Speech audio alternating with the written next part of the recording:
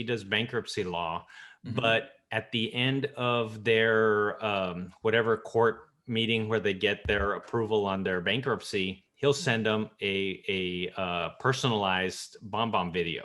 Oh, And so I'm just throwing it out there. You could be at the end of a closing.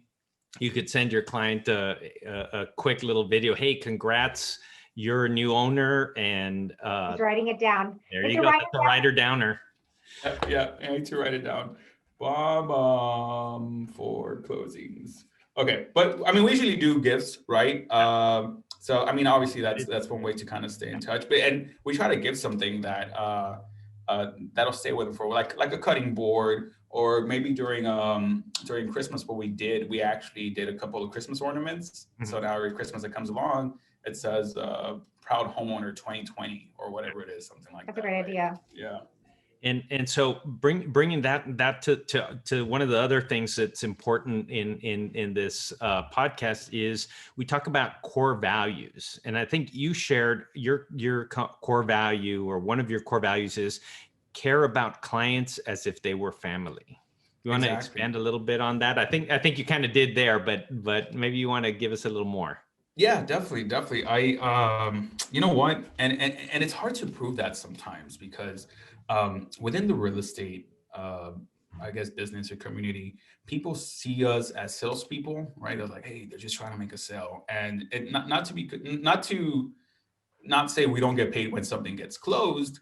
We do get paid, right? But our job is more to go ahead and be a guide through the transaction. It takes 30 to 45 days, sometimes 6 months if you're doing any construction.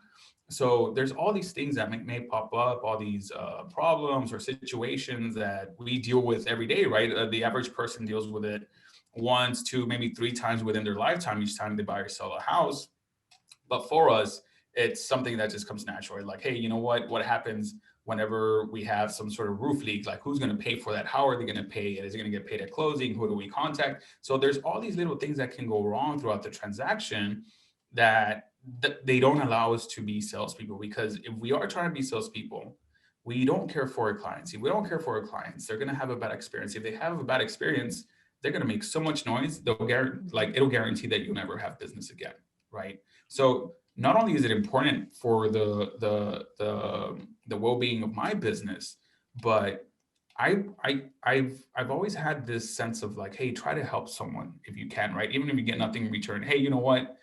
You see someone asking for money or something on the street, buy them some food, right? And don't post it on social media, or don't do this, which by the way, it could go both ways. A lot of people say, hey, you know what, where you're posting yourself, helping this person, you're not supposed to be spreading that around, right? Or kind of flexing that on other people. But you do that in secret, right? Because God knows that you do it. So you do it, you do it in, as they say, in private, right?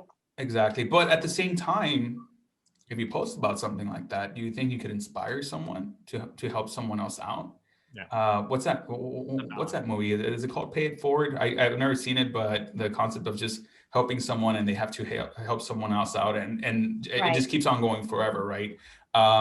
So I'm like, well, if you can inspire someone to do something great, go ahead and do it. So sometimes when I see people helping out other people online, like when it's obvious that they're just doing it for the likes, right? I'm like, dude, well, that's kind of wrong. But if you make a post about it, or if you try to write something inspirational, I don't know. It's really hard. It depends on how the person receiving that message is going to take it. But to me, I'm like, dude, don't glorify yourself.